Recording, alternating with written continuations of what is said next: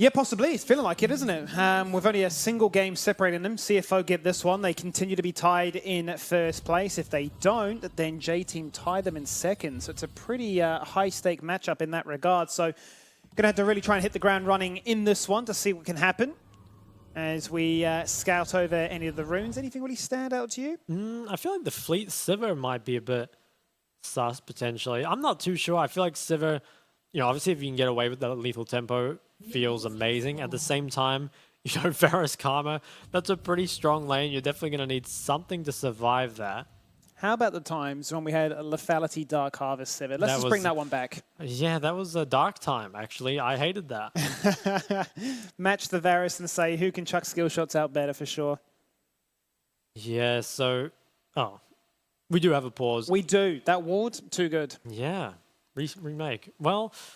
I guess a lot of eyes on the bot matchup here, right? It feels like Shun, the Sivir pick is interesting. I'm not even too sure why he went for it. I guess like it gives you the option of, not having to take cleanse versus Varus. I believe you can also spell shield the knock up from the Vial. So it's potentially picked for that reason. But at the same time, playing Sivir against Azir Varus in the mid to late game, it doesn't matter how much damage you deal. It's kind of like Ryze, right? Just doesn't really have the range to actually deal damage. So Shun, he is a big part of CFO's team fights and of their wins. I want to see how he does here. Yeah, certainly asking for trouble. I guess a lot of that also goes on to your opposition as to how does the Azir want to try and play out the fight, right? Sometimes I feel like they get a little bit too locked into the idea that they have to try and, go for the scoops. Just try and grab as many people as possible 100%. When they just need to play front to back, right? So if there's a bit of mind controlling going on where it's like, I need to get this character, he's isolated, he's got no spell shield, then perhaps there's a world in which, you fall into your own trap. But ultimately, I guess it's always going to be that age-old classic, which is if a Sivir can farm, if a Sivir can hit, the profited 500 CS, maybe she can all walk to victory. Yeah, I think Sivir, it's an insane CS champ. And also, when you fall behind as Sivir, you can actually stall out of the game quite a lot, right? And even with Baron creep, Sivir is actually pretty decent at clearing. So, yeah, CFO, they do have the option to play for scaling, although I'm not actually sure they will outscale, thinking about the comps in my head. Right, like a Poke Varus and a Azir late game are pretty strong. I feel like Poke Varus late game can suck if there's too many tanks. But here, obviously, there's a fair amount of squishies, so it's still going to scale into the game fairly well.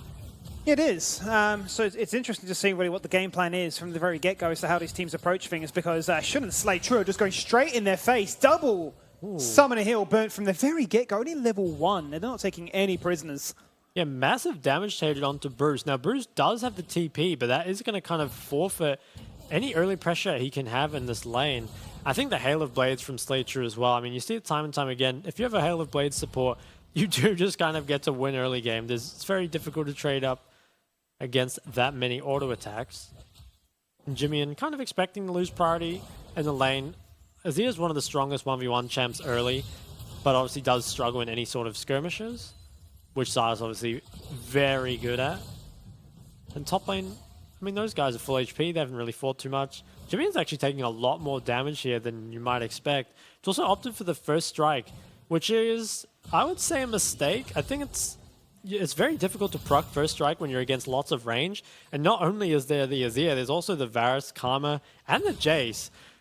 You might need to do a rune check after this game and check on the first strike, because I think I'd be surprised to see it do a whole lot. It definitely feels like one of those matchups where you need to jump in like that, find the max range. Gemini with double buff says you have to dash across that wall. Not enough to force out a flash, but enough to give him a warning. Yeah, that's pretty big. Gets a lot of damage onto Minji, forces him away. Just another mid lane drive-by. And also forces out a lot of mana, just WEing over the wall. Costs a lot. And that will kind of buy Jimmy a bit of time here. And will he go for the reset? I think he should. Yeah, he's going to go for the reset.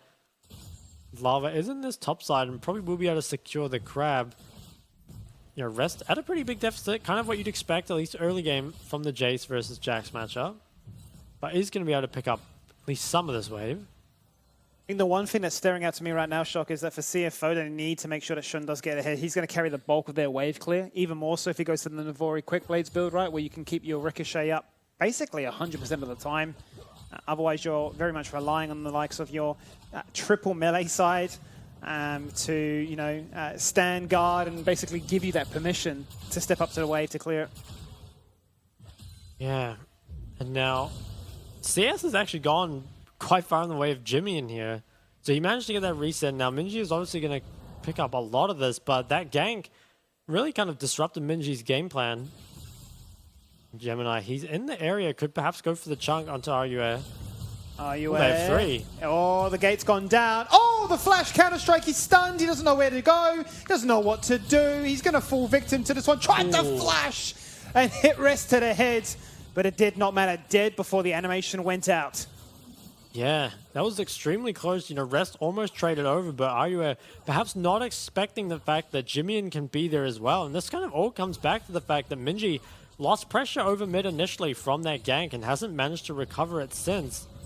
And big win for CFO. Let's take a look at the replay here. I think if you're RUA, you're probably expecting Gemini to be at least somewhere in the area. But the fact that Jimian is here as well just kind of adds the damage that's needed, right? At the very end of this. Rest so low. Also gets the first blood, which has to feel bad for RUA. Oh, absolutely. Rubbing salt into the wounds, but such a great opportunity for Jimian to not only unlock the lane, but just to roam with his jungler, pair up and do what we've seen already a few times tonight, right? Where the mid-jungle showed just how influential that role is as a partnership. And if they have a chance to sync up their same ideas, then they can just make sure that all their lanes are winning. Yeah, and it looks like J-Team here, they're going to pull the Dragon out. And it looks like it's actually going to be picked up. I think CFO, although Gemini, I think he's going to go over the wall and try and contest it. Yeah, he's looking for it. So can they play the game of chicken? Who goes for the smite first? Oh, he's locked in place by a beautiful tether. And How says, nah, not going to be the case. And that first Dragon does go the way of J-Team. Yes, that's pretty nice. I feel like J-Team, you are obviously expecting to pick up first drag given your mid and bottom matchups. But also managing to avoid any kind of skirmish for it is pretty nice. Really don't want to have the stars involved too early. And RUA actually in a lot of trouble. Is probably going to be forced to leave this tower. And without TP is going to miss a huge wave. Yeah, it just goes from bad to worse, doesn't it? Not only is the CS going to go down, but the experience loss as well. And a Jax ahead is just terrifying. I mean, look how much he's going to get here. Yes, he's down 13 CS at the moment. All these minions are denied. Another wave's going to crash. He's going to pick up that all for free. 2 plates to his name as well. I wouldn't be surprised to see if he's one of the most fed in the game. And Minji continues to kind of poke this lane down, but doesn't really have the lead you would expect in this matchup. One thing that's different about 13.3 is that Grievous Wounds going up to 40% can be a pretty good buy very early into the game against Stylus. But unable to get it on the first base does make it a little difficult. I think it's underrated as well, just how much of the regen is cut from the second wind and the Doran Shield with that healing reduction. Feels weird though with the healing reduction, right? It got nerfed to become weaker, then they said, actually, you know what? Let's just make it stronger again. Yeah, I'm not sure why they did that. A little bit of indecision perhaps from Riot Games, but it happens. And I think that healing, I mean, it's a tough thing to balance, right? Oh, for sure. Yeah, it's really tough because it feels so oppressive when ahead and honestly kind of useless when behind. I'm a believer in active mitigation. Like, you know, you build up shields because, you know, there's a bit of skill involved in making sure that that shield is active for when you need it, as opposed to just blanketly having, you know, 40 lifesteal or, you know, a permanent 500 shield. Yeah, there aren't too many champs in the game like that, right? Maybe something like Asante where he, you know, becomes immune to CC for a bit, gets that shield. But we're getting off topic. Herald is in 5 seconds here, and Minji has a lot of control over mid currently, although Jimian probably will have the TP by the time J-Team actually look to start this up. Now, Gemini is actually kind of looking for it. He does have a much stronger top laner at this point, but I think given the mid state, you can't really, he's kind of hovering near mid, sort of wants to fix this, but I think they just have to wait until Jimian has the TP. Well, we see Slater actually moving up. Yeah. So definitely want this Herald. They really do, and as you say, Jimian's TP is about 10 seconds away, so having utilized every single bit of his HP bar to try and hold that wave away from the Azir, he's going to say, back to base side go. Slay True is here, let's back this one up, plant down as much vision as possible, keep tabs on Vi, who's actually gone a bit of a magical journey, gone down to the bottom half of the map. Yeah, okay, so Jimmy and TP's back. They managed to pick up this Herald. There is a trade on the bot side. They are denying Shun some gold in the tower, which definitely feels good. Yeah, denying a lot of gold actually and getting the plates. So the question we always have is, how is this Herald going to get used? I think this game there's a very clear top lane win condition.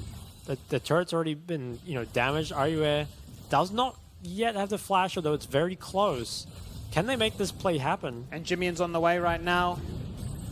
Min's on his way also. And we're seeing Lalva reset from base all the way, say, top side. They need to try and do anything they can to protect him. RUA's just going to fall on down rest. Tanks up the turret and does not care. Jimmy pops his head in for a cheeky turret play. How do you do? The tower will survive. The ult's been hijacked, but the damage is already done.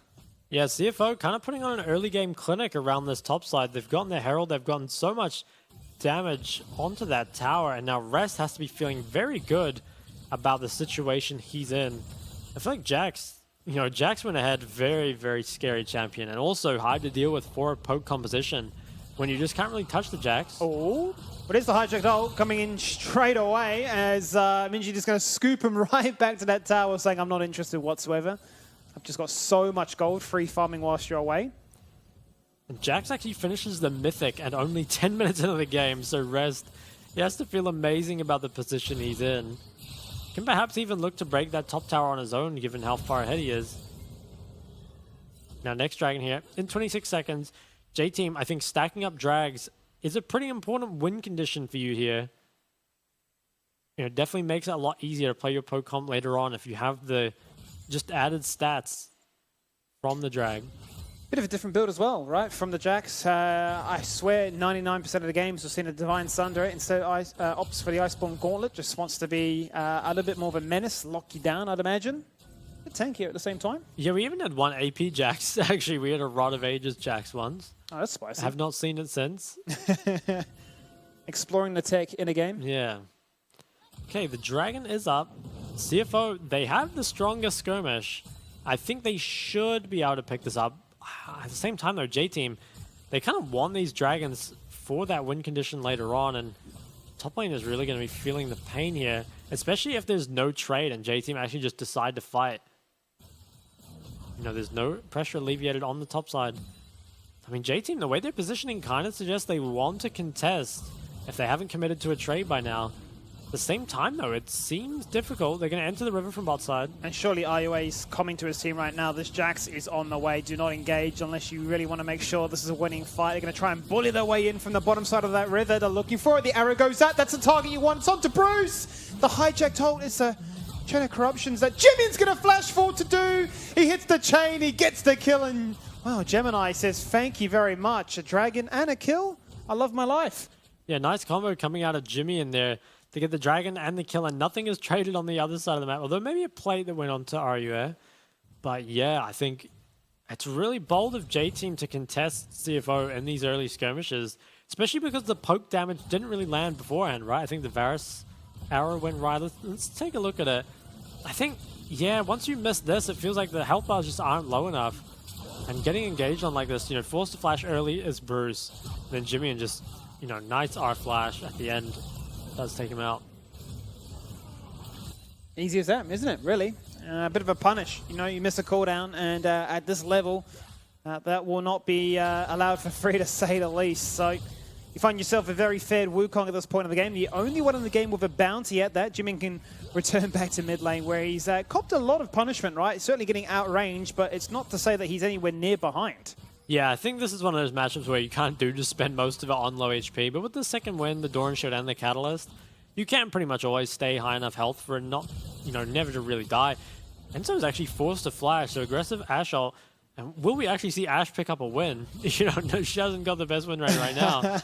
But perhaps this is the one. And actually, something I didn't even notice, no cleanses from the side of J-Team. Normally you see it at least on the ADC, but opted for the TP for the stronger laning phase, and it's kind of punished him, right? Like in that last fight, did not have the cleanse for the Varus ult. Well, that really begs the question as to what Enhao's itemization could be. Perhaps he's rushing the Crucible, try and get himself a cleanse as quickly as can, but it does seem interesting, huh? Yeah, maybe it will be the first item, Mikhail. Would be possible. I feel like it's hard though, because doesn't Ashe ult have a shorter cooldown? It does, yeah. I mean, it's the same with cleanse, to be fair, but it is really unfair, I feel like. But yeah, not too much happening for now. I think Rest pretty soon, probably after these plates drop is going to be able to pick up that first tower top. I think Gemini might just walk up there to ensure that that goes down in the near future. Actually, it looks like RUA is going to be forced to base. Rest, I think, can pick it up on this wave. Very low on mana. Les, RUA stays around, and Rest looks to try and punish him for that fact. Ult active. Damage is there. He really wants it. Gonna go for the flash leap. Wasn't enough. The true damage to try and get that kill. It'll have to suffice for picking up the turret instead, and that is the first one falling down in the top side.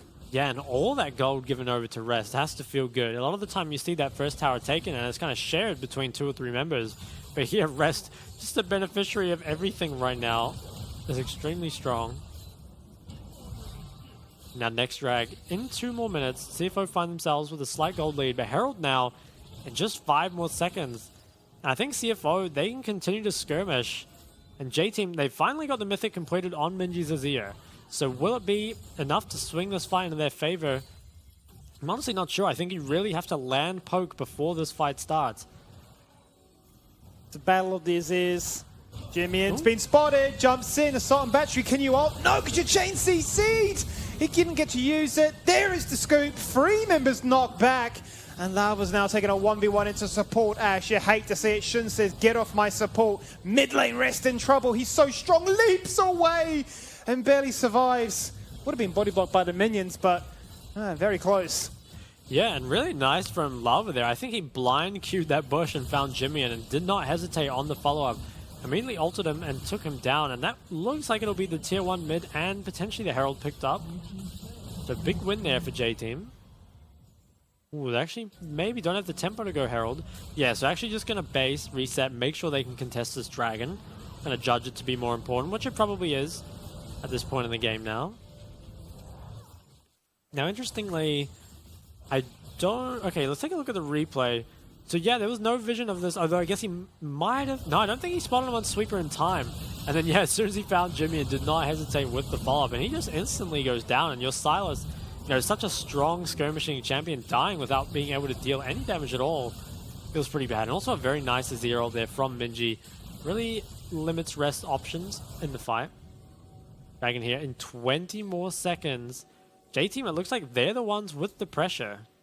They have a lot of control here. They're pushing out the mid and bot waves.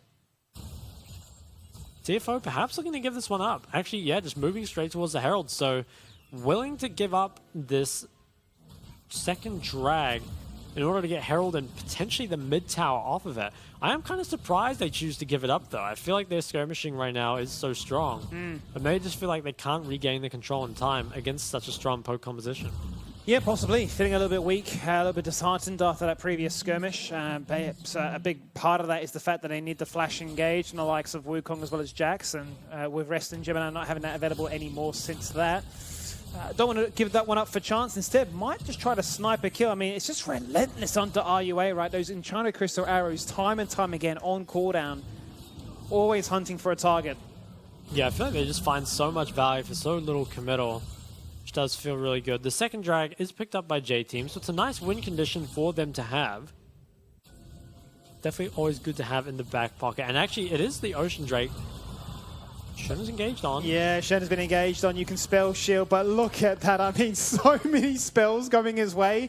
It is the lonely life of an AD carry. I mean, you can burn flash, you can spell shield, you can ult, you can do everything you can to run away in the mid lane, but with 3 hungry hyenas chasing you down, it's just, it's inevitable. Yeah, even had to burn flash, like you said, and still died, so not the best, and actually a very good pickup for J-Team. I feel like the Sivir so far hasn't really found its mark. Kind of just doesn't really fit in a whole lot, at least yet. Although the Sivir ult, you know, later on for the 3 melee carries does feel kind of nice. Now, the J-Team, they've kind of closed the gold to within touching distance, and they have like a very strong poke composition here, as well as the ability to keep stacking up these dragons. And the fact that it's Ocean Dragon as well, if they can secure it, definitely would be good. In fact, Ocean Drag very good for both teams here, especially up against poke comp as well. Jimin continues to farm on the side, and I think we'll probably not see too much happen here for a while, although both ADCs have no flash, so potential for dying on the mid wave is very high. And there's lots of pings going down on mid right now, so we might see some sort of contest. Yeah, looking to see what I can find. Gemini finding himself a nice little angle. Undetected on the side. Arrow goes out. That's what they need. Oh my god, Jimmy just waiting. Served on a silver platter. Please take that kill. Teva unfortunately ruins his dreams. Wouldn't have had enough left in the tank to find it, but they're just finding kills anywhere they go. Gemini behind enemy lines finally is rewarded and just solos out RUA. Yeah, that's big. They get the solo kill on the RUA. They break that bot tier 1, and they also get Enzo's flash. I'm not even sure if Enzo was the target of that Ashe ult, but he did end up being the one hit by it. And yeah, big wins for CFO there across the board. And quietly, I'm actually really enjoying this build out of rest, right? Starts with the Iceborne Gauntlet, now building into the Frozen Shroud too. I mean, it's just basically, I will not take any auto attack damage at all, and you won't be able to do any. Yeah, he is going to be extremely hard to kill. It's really going to be up to Minji's Azir to deal with him. And a lot of the time, you know, just Jax with the CC brings can kind of avoid taking that. So RUA, he tries to rotate to mid from bot. You know, he couldn't really do anything bot, but it just runs into Gemini and perhaps doesn't respect him enough. Yeah, just gets solo killed. I think it's just that slight hesitation when you saw Gemini pop out of the bush. Yeah. That's what's ultimately caught him out there. I think Wukong is a very difficult champ for Jace. We used to see a lot of Wukong top picked into Jace, and it was very, very, very hard to deal with. So kind of a known counter, and you can see there that just with all the armor that Wukong has, it's so difficult for Jace to deal any damage back to him. Now Dragon is kind of creeping up on us here. 1 minute and 45 seconds remain. I think both teams really want to contest this. You know, J team want to keep stacking it. CFO don't want to give over that drag win condition at all.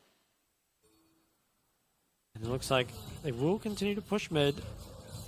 They are, J team though, they are kind of all-inning on midwave right now. Both their side lanes are losing.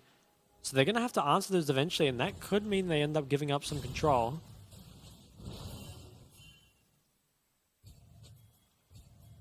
Yeah, it's all about trying to find where that control can be. And I was just double checking in terms of the cooldown, right, for that Mikhail's. Been such a long time, but it was in fact rushed. 120-second cooldown, right? So it's pretty rough in comparison to an Ashe ult when you are looking at itemized towards cooldown reduction. Maybe not anywhere near as annoying as a fully fledged build, but can certainly be enough to try and cause havoc like this. As Sivir once again is the focus. Oh, cop an arrow to the head. It's not to your knee, but your knees have been broken as Shun is able to fall on down. Bruce also out of the equation, so 80 carries will play no part in this fight. It's all about bruises, it's all about the mages, and quite honestly, it just seems to be all about running away.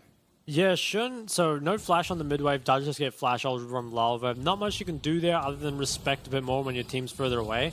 I'm kind of curious how Bruce died, because I feel like Bruce has so much range and had the flash. So I'm not sure how he ended up close enough for it to actually be a factor, but both ADCs dead. And Bruce has a TP, so can perhaps get here in time for this Dragon a little bit earlier. And I think overall that might actually be a win there for J-Team. Bruce is going to TP back. They can, yeah, so he's TPing mid. They can start this Dragon nice and early. I think CFO, are they going to be in time to contest it? It looks like they will, but the rest of the members kind of lagging behind. I think if J-Team just burst it down, they probably get it. He's trying his best to get into the fight. Yeah, he's got a blast cone to jump himself in. I think it just expired, so they don't know that Gemini is here. He can obviously clone back over the wall. But no, the Dragon is going to reset, and JT realizes that something must be a little bit wrong here. Lalva's going to go for a face check, finds himself a Wukong. The fight breaks out. Jimmy jumps in, gets shoved to the wall, tries to use his own again. That's the second time the hijack finds zero value. Rest also is just soloing out Bruce. The tether doesn't matter. Enzo's pleading with him. But it's a triple kill here for Minji. The AP carry is starting to find effect. The Leandries is putting in work. And it's about Rest doing whatever he can. The Counter-Strike runs out. Slay True is running down a jungle of Vi. Look at the Ashe go. And the Dragon is still waiting. Yeah, so it ends up being a, 3 for 2? Definitely wouldn't say it was a clean 3 for 2. The health bars were extremely low, and in fact, no one is healthy enough to end up doing this drag. But I think what's really important here is Minji actually picked up a triple kill in that team fight. So Azir definitely starting to snowball out of control here. And let's take a look at this again. So Gemini, he had a great flank position, but eventually was spotted out. And I'm not sure what happened to Jimmy in this fight. I think it should have probably had more impact. Yeah, it looks like he just died so early on in this fight. And Jimmy and Silas over and over has kind of failed to hit the mark. And then Minji just was so much consistent damage off the back end with the Conqueror, as well as 2 items at this point, is able to clean everyone up pretty much. Yeah. It's worked wonders for his KDAs. We go right back into the mix of things and rest. You're not running away. If it wasn't the Karma, it was going to be the Vi. That's a massive shutdown at this point of the game because 24 minutes, we now turn our attention towards the Baron. Yeah, and I think J-Team have been down in gold for the, I don't know, past 10 minutes, but I feel like they keep winning fights. And now they're starting up the Baron, and I think if you're CFO, you have to contest this, but you're missing a few key ultimates. The Mikhails comes through. It's getting very, very low. Can Gemini steal it? Gemini hunting, burns his clones first of all, jumps in, tries it, it got to 800, it wasn't to be enough. Oh, it was close. Malava just a little bit too good with that smite button, and well, they tried to sneak something away there, CFO. It just was going to be denied. Yeah, and CFO now, they're going to have a really tough time playing up against this Baron. They can take away the Dragon, which is a bit of a consolation prize. But J-Team, it feels like they're going to be able to be so aggressive. I think when a when a poke composition gets Baron, they're so hard to deal with, right? They just keep poking you under the tower. It's very difficult for you to actually find and engage. They still have to play it quite carefully, though. If the engage comes through, I feel like J-Team can still lose the fight. But let's take a look at how Rest got caught in the mid-wave. I think it was just trying to contest with too many members far away. Okay, actually, was doing more than contesting. Was going for a bit of poke damage onto Bruce. And it's such a I feel like it's such a small mistake, but it has such a huge, detriment to their game. He just sent it. Yeah. Right? He just really went in and got mind control by the illustrious target of an AD carry that needs to fall on down. Enzo dead and gone. No chance to survive that one. In we jump again. There's the shot blast. There's the target. Jimian skirting the line between Def and Delete. Shun runs in on the hunt. They're going now, hunting for kills. They're finding kills. Shun needed that one. He needed it big. Bruce is dead, but gets answered back by Minji. Standing and delivering with these Sand Soldiers. But I tell you what, we don't understand what is going on. They're winning fights, they're losing fights. Now CFO get an ace. Yes, I think there we really saw that CFO, if they get their actual team fight before poke is dealt, it's really good for them. And I think fighting in that kind of area of the jungle where there's not really, places for Azir and Varus to use their range, it ends up going quite good for them. What I'm curious about is how J-Team actually ended up in that position, because I feel like if you just play in the lanes as opposed to in the jungle, you shouldn't be able to, really get engaged on. But ultimately, actual disaster there. Let's see, I guess J-Team, they're trying to regain the control, and Enzo just gets flanked by Rest so early on and goes down pretty much for free. And then J-Team, they could just back away, but they try and take a little bit more. And it spells disaster for them. There's just no way for Bruce and Minji to maneuver in this fight. They just end up pretty much in the front line. Yeah, it's really rough for Bruce as well. He's basically missed every single skill shot in that fight. And ultimately, not enough lockdown, not enough control. Oh. Well, that's anticlimactic.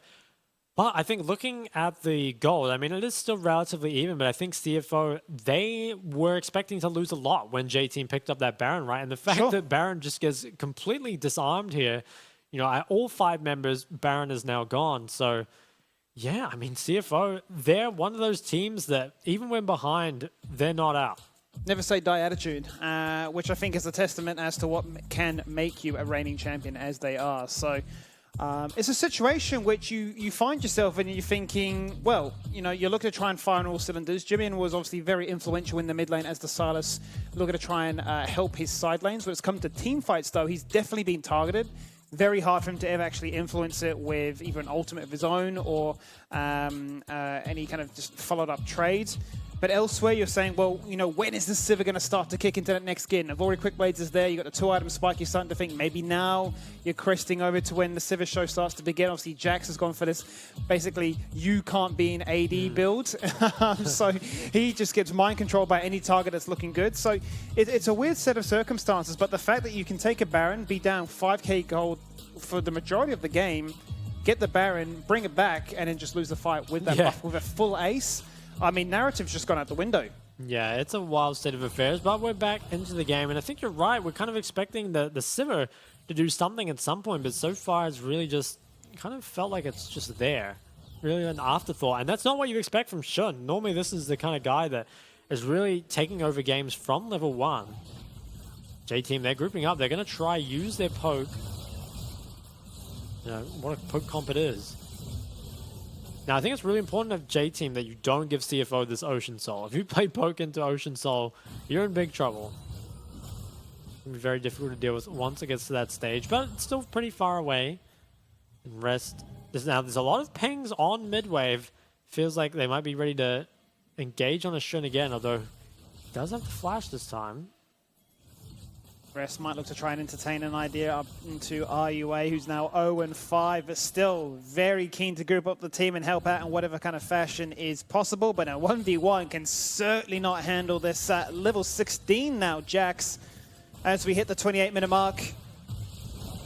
Fairly even from a standpoint of contesting these turrets, but Rest is the focus. 3 members come in, they scoop, they slash, they knock him down, but he's still alive! He flashes away to safety! He's doing whatever he can. He's got the force of nature. He's received an arrow from his teammate to try and prevent, but just too nimble. Yeah, Rest is so tanky, and with all the jumps as well. I mean, does have to burn the flash, but gets out of there, and it's actually pretty good for CFO. Managed to trade a tower on the other side of the map. So Rest, I actually think the build is really paying dividends at this point. You must be so stoked, though, to see that many members come towards your side of the map, and you're just telling your team, I'm fine. Just, siege. It's free. Yeah, 100%. I think that's one of those times as well where teams can kind of overreact, be like, okay, Rest's in trouble, we need to move members down to him. But wisely, CFO just continue to push, pick up that top tower as a result. And look at that one blip on the radar, right? The one moment when JT were ahead, they win back-to-back fights, pick up a Baron, and instantly CFO like, nah, it's not part of the script. Yeah, there was that one kind of moment where J-Team felt like, okay, now we were finally in control and could push our lead, but gave it straight back. I think J-Team, they're still very competitive in this game, though. It's still a very close game overall. Oh, they're keen on the hunt's being pushed. That's a lot of movement speed. Oh, the tight corridor. Jax can win it all. Rest is going for it. The chain of corruption is spreading around. That's a hijacked one. That's a blast cone, but you're not running away from this Silas. He heard me getting angry about his team fight influence, but this time he can play the game shock. He's found a double. Are you away? Well, he's dead again. If he had a few items, a few kills, a few moments to shine, maybe he clutches it there. But this is looking like CFO stamping their way into the late game. It does. And Jimmy, I mean, he's had a lackluster game so far, but comes up big when it matters. Just absolutely dominated that fight. Would love to see the damage graphs because I think he put out so much. I think J-Team, once again, they're caught in the corridor where they don't want to be. And CFO, they are going to pick up this win over J-Team. Pretty important win for them. It certainly is. Yeah, J-Team, they're not quite in the upper echelon of teams. Come on, guys, hit the Nexus. It does go down. That is game 4, picked up by CFO. It is indeed. Yep, they tried to fight for a tied second place between both teams, but it wasn't going to be the case. CFO were still hot and keen and ready to retake that, three-way tie in first position, and that's exactly what they got. They didn't fall victim to adversity. Losing a few fights, they kept their nerve. They knew their strengths. They knew what they needed to achieve and said, if we, find a moment to strike in a different fashion, that's all it really requires.